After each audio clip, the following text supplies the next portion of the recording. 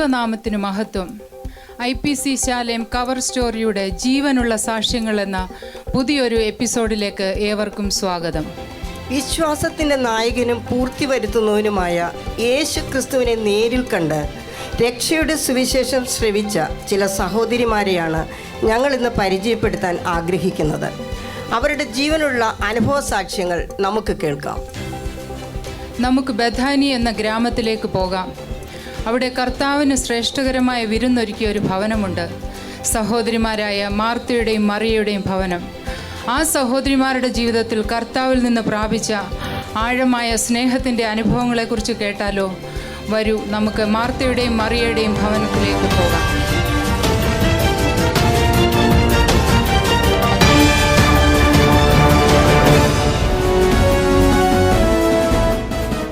വന്ദനം പറയും സഹോദരി. വന്ദനം, ഇരിക്കൂ. കർത്താവ് നിങ്ങളുടെ ഭവനം സന്ദർശിച്ചതായി അറിയാൻ കഴിഞ്ഞു.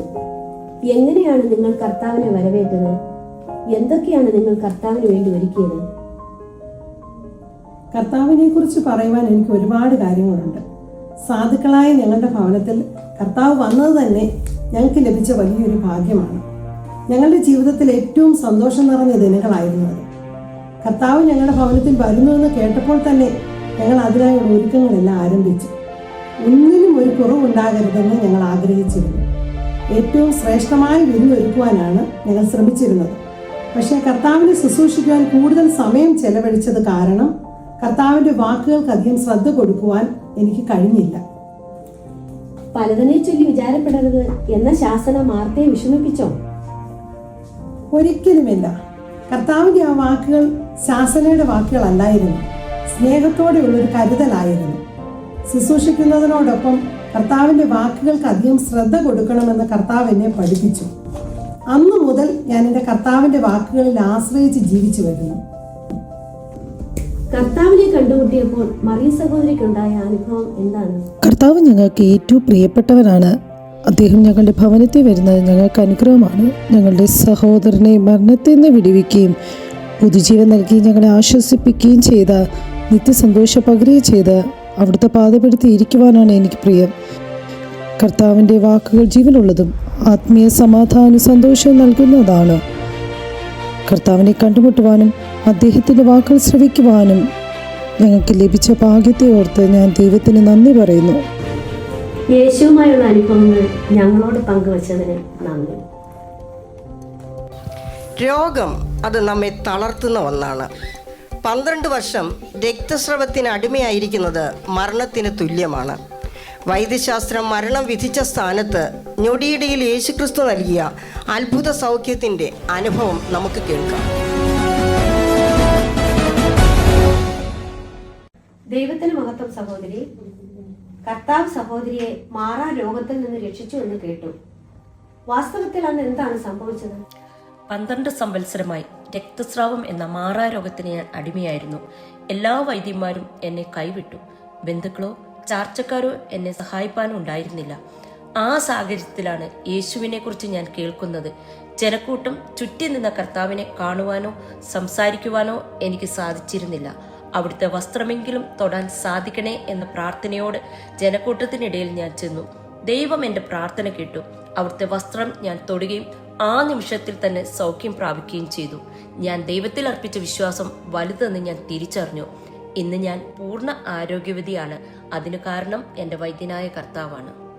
സഹോദരിയെ ദൈവം അനുഗ്രഹിക്കട്ടെ. സഹോദരിയുടെ വാക്കുകൾ ശാലേം മീഡിയ ശ്രോതാക്കൾക്ക് ഒരു അനുഗ്രഹമായി തീരും. തലീഥ കൂമി എന്നത് വളരെ പ്രസിദ്ധമായ വാക്കുകളാണ്. ഈ വാക്കുകളിലൂടെ ഒരു പുനർജനനം നടക്കുമെന്നത് വിശ്വാസയോഗ്യമാണോ? എന്നാൽ നാം വിശ്വസിച്ചേ മതിയാകൂ. അതെ, യായിറോസ് എന്ന പള്ളിപ്രമാണിയുടെ മകൾ യേശുക്രിസ്തുവിൻ്റെ വാക്കുകളിലൂടെ മരണത്തിൽ നിന്നും ഉയർത്തെഴുന്നേറ്റിരിക്കുന്നു. ക്രിസ്തുവിൻ്റെ വാക്കുകളുടെ ശക്തി എത്രത്തോളം ആയിരുന്നുവെന്ന് നമുക്കൊന്ന് കേട്ടു നോക്കാം. യായിറോസിൻ്റെ ഭവനത്തിലേക്ക് നിങ്ങളുടെ ശ്രദ്ധയെ ഞാൻ ക്ഷണിക്കുന്നു. വന്ദന സഹോദരി. സഹോദരി ഇന്ന് ഭയങ്കര സന്തോഷത്തിലാണല്ലോ. സഹോദരിയുടെ മകളെ കർത്താവ് മരണത്തിൽ നിന്ന് വിടുവിച്ചതായി അറിയും. ആ സംഭവം നിങ്ങളുടെ ജീവിതത്തെ എത്രമാത്രം സ്വാധീനിച്ചു? എൻ്റെ മകൾ ഈ ലോകത്തു നിന്ന് വിട പറഞ്ഞപ്പോൾ ഞങ്ങൾ മാനസികമായി തകർന്നുപോയി. മരണത്തിന് തൊട്ടു മുൻപ് വരെ കർത്താവ് വരുമെന്ന് അവളെ രോഗത്തിൽ നിന്ന് വിടുവിക്കുമെന്നൊരു പ്രതീക്ഷയുണ്ടായിരുന്നു. എന്നാൽ അവളുടെ ശരീരത്തിൽ നിന്ന് ജീവൻ വേർപെട്ടപ്പോൾ എല്ലാ പ്രതീക്ഷകളും അസ്തമിച്ചു. വൈകിയെത്തിയ ക്രിസ്തുവിനെ കണ്ടതും വൈകിപ്പോയി എന്ന് മനസ്സിൽ മന്ത്രിച്ചു. കർത്താവ് അവളെ ഉയർപ്പിച്ചപ്പോൾ ദൈവത്തിൻ്റെ സമയം കൃത്യമാണെന്ന് മനസ്സിലായി. കർത്താവിൻ്റെ സമയത്തിനായി കാത്തിരിക്കാനുള്ള ക്ഷമയും വിശ്വാസവും നമുക്ക് ഓരോരുത്തർക്കും ഉണ്ടാകണം. അവിടുന്ന് തക്ക സമയത്ത് വാഗ്ദത്തങ്ങൾ പൂർത്തീകരിക്കുന്ന ദൈവമാണ്. മരണത്തെ മുഖാമുഖം കണ്ട് ജീവിതത്തിലേക്ക് തിരിച്ചു വന്ന ആ നിമിഷങ്ങളെ കുറിച്ച് മോൾക്ക് എന്താണ് പറയാനുള്ളത്? ശരിക്കും ഞാനൊരു ഗാഢനിദ്രയിലായിരുന്നു. ബാലികയെ എഴുന്നേൽക്കൂ എന്ന ക്രിസ്തുവിൻ്റെ വാക്കുകൾ കേട്ടപ്പോൾ ഒരു വലിയ ശക്തി എന്നിലൂടെ കടന്നുപോയി. ഉറക്കത്തിൽ നിന്നും എന്ന പോലെ ഞാൻ ഉണർന്നു. അന്ന് വരെ അനുഭവിച്ചിട്ടില്ലാത്ത ഒരു പുതിയ കൃപ എന്നിൽ വ്യാപരിച്ചു. കർത്താവ് എൻ്റെ കൈകൾ പിടിച്ച് ഒരു പുതിയ ജീവിതത്തിലേക്ക് എന്നെ കൊണ്ടുവന്നു. അങ്ങനെ ഞാൻ ക്രിസ്തുവിൻ്റെ വാക്കുകളുടെ ശക്തി അനുഭവിച്ചറിഞ്ഞു. കർത്താവിന്റെ അത്ഭുത പ്രവൃത്തികൾ അനുഭവിക്കാൻ കഴിഞ്ഞ നിങ്ങൾ ഭാഗ്യവതികളാണ്. ദൈവം നിങ്ങളെ അനുഗ്രഹിക്കട്ടെ. വെള്ളം നമുക്ക് പ്രധാനപ്പെട്ടതാണ്. നമ്മുടെ ജീവൻ നിലനിർത്താൻ വെള്ളം അത്യന്താപേക്ഷിതമായിരിക്കുന്നത് പോലെ നമ്മുടെ ആത്മാവിൻ്റെ നിലനിൽപ്പിന് അനിവാര്യമാണ് ജീവൻ്റെ ജലം. ഇനി നമുക്ക് ജീവൻ്റെ ജലം സൗജന്യമായി ലഭിച്ച ഒരു സഹോദരിയെ പരിചയപ്പെടാം. വരൂ, നമുക്ക് ശമരിയ പട്ടണത്തിലേക്ക് പോകാം.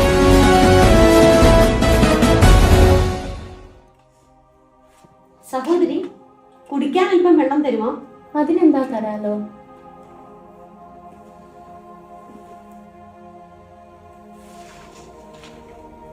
സഹോദരിക്കല്ലേ ക്രിസ്തു ജീവന്റെ ജലം നൽകിയത്? ആത്മാവിന്റെ നിലനിൽപ്പിന് ജീവന്റെ ജലം വേണമെന്ന് കർത്താവ് പറഞ്ഞതായി അറിഞ്ഞു. എന്താണ് ആ സംഭവം? പതിവ് പോലെ വെള്ളമെടുക്കുവാൻ ഞാൻ കിഞ്ചടികൾക്ക് വന്നപ്പോഴാണ് കർത്താവിനെ കണ്ടുമുട്ടിയത്. അതുവരെ എന്റെ ജീവിതം പാപം നിറഞ്ഞതായിരുന്നു. ഒരു കുറ്റബോധമോ മാനസാന്തരമോ എനിക്കില്ലായിരുന്നു. എന്നാൽ എന്നെ നന്നായി അറിയുന്ന കർത്താവ് എന്റെ ജീവചരിത്രം പറഞ്ഞപ്പോൾ ഞാൻ അത്ഭുതപ്പെട്ടുപോയി. എന്റെ പാപങ്ങളെ ദൈവം ക്ഷമിച്ച് എനിക്ക് ജീവന്റെ ജലം സൗജന്യമായി നൽകി. ദൈവ സാന്നിധ്യം ആ നിമിഷം ഞാൻ തിരിച്ചറിഞ്ഞു. അന്ന് വരെ അനുഭവിച്ചിട്ടില്ലാത്ത ഒരു സന്തോഷവും സമാധാനവും എനിക്ക് ലഭിച്ചു. സഹോദരിയിൽ നിന്ന് കർത്താവിന്റെ വലിയ പ്രവൃത്തികളെ കുറിച്ച് അറിയാൻ കഴിഞ്ഞു. അല്പസമയം ഞങ്ങളോടുകൂടെ സംസാരിച്ചതിന് വളരെയധികം സന്തോഷം. ദൈവം സഹോദരിയെ ഇനിയും ധാരാളമായി അനുഗ്രഹിക്കട്ടെ. കല്ലെറിഞ്ഞു കൊല്ലാൻ വിധിക്കപ്പെട്ട ഒരു സ്ത്രീ ജന്മം. എന്നാൽ യേശുക്രിസ്തുവിൻ്റെ വാക്കുകളിലൂടെ ആ വിധി സ്വർഗം മാറ്റിയെഴുതി. നിങ്ങളിൽ പാപമില്ലാത്തവർ ഇവളെ കല്ലെറിയട്ടെ. പാപിനിയായ ഒരു സഹോദരിക്ക് ദൈവം നൽകിയ പാപമോചനത്തിൻ്റെ അനുഭവം നമുക്ക് കേൾക്കാം. ദൈവത്തിൽ മഹത്വം സഹോദരി. സഹോദരിയുടെ ജീവിതത്തിൽ കർത്താവ് വലിയ കാര്യങ്ങൾ ചെയ്തു എന്ന് അറിയാൻ കഴിഞ്ഞു.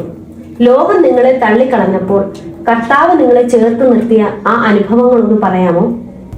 എനിക്ക് പറയാൻ ഒരുപാടുണ്ട്. ജീവിത സാഹചര്യം എന്നെ നടത്തിയത് കൊടും പാപത്തിന്റെ വഴികളിലാണ്. അത് നിമിത്തം ഞാൻ കല്ലെറിഞ്ഞു കൊല്ലാൻ വിധിക്കപ്പെട്ടു. എന്നാൽ ക്രിസ്തുവിന്റെ സ്വർഗീയ കോടതി എനിക്ക് മാപ്പ് നൽകി. അന്നു മുതൽ ഞാൻ ക്രിസ്തുവിനെ അനുഗമിച്ചു. കർത്താവിന് വേണ്ടി ജീവിക്കാൻ ആഗ്രഹിച്ചു. എനിക്ക് പുതിയ ജീവിതം ദാനം ചെയ്ത കർത്താവിന് ഏറ്റവും സുഗന്ധമുള്ളതും വില കൂടിയതുമായ തൈലം കൊണ്ട് പാദ ശുശ്രൂഷ ചെയ്യാൻ ഞാൻ ആഗ്രഹിച്ചു. അതിനുള്ള അവസരം എനിക്ക് ലഭിക്കുകയും ഉണ്ടായി. എന്റെ പാപങ്ങൾക്ക് വേണ്ടി കർത്താവ് കുരിശുമരണം സഹിച്ചപ്പോൾ ഞാൻ തകർന്നുപോയി. കുറ്റബോധത്താൽ എന്റെ മനസ്സ് നൊന്തു. കർത്താവിനെ സഹായിക്കാൻ കഴിഞ്ഞില്ലല്ലോ എന്നോർത്ത് പൊട്ടിക്കരഞ്ഞു. എന്റെ വേദന അറിഞ്ഞ ദൈവം ഉയർത്തെഴുന്നേറ്റ് എന്നെ ആശ്വസിപ്പിച്ചു. അവിടുത്തെ വരവിനായി ഞാൻ കാത്തിരിക്കുന്നു. അനുഭവങ്ങൾ പങ്കുവച്ച സഹോദരിക്ക് നന്ദി. സഹോദരിയുടെ അനുഭവങ്ങൾ അനേകർക്കൊരു പ്രചോദനമായി തീരട്ടെ. വ്യത്യസ്തതരം ജീവിത അനുഭവങ്ങളാണ് നാം കേട്ടത്.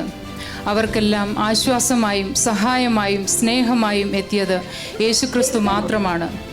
മാനവജാതിയുടെ പാപങ്ങൾക്ക് വേണ്ടി സ്വയം യാഗമായി തീർന്ന ദൈവത്തിൻ്റെ കുഞ്ഞാട്. ഓരോ സാക്ഷ്യവും ആവർത്തിച്ച് നമ്മോട് പറയുന്നത് നമ്മെ ക്രിസ്തുവിന് സമർപ്പിക്കുവാനാണ്. സ്വർഗത്തിൽ ദൈവം നമുക്ക് വേണ്ടി ഒരുക്കിയിരിക്കുന്ന ജീവകിരീടം നഷ്ടപ്പെടുത്താതെ നിത്യജീവൻ പ്രാപിക്കുവാൻ നാം ഓരോരുത്തരും നമ്മെ തന്നെ ഒരുക്കണം. അതേ പ്രിയമുള്ളവരെ, ഈ ലോകത്തിന് അനുരൂപരാകാതെ നന്മയും പ്രസാദവും പൂർണ്ണതയുമുള്ള ദൈവഹിതം ഇന്നതെന്ന് തിരിച്ചറിഞ്ഞുകൊണ്ട് ദൈവത്തെ പ്രസാദിപ്പിക്കുന്നവരായി നമുക്ക് ജീവിക്കാം. ദൈവം നമ്മെ അനുഗ്രഹിക്കട്ടെ. നന്ദി, നമസ്കാരം.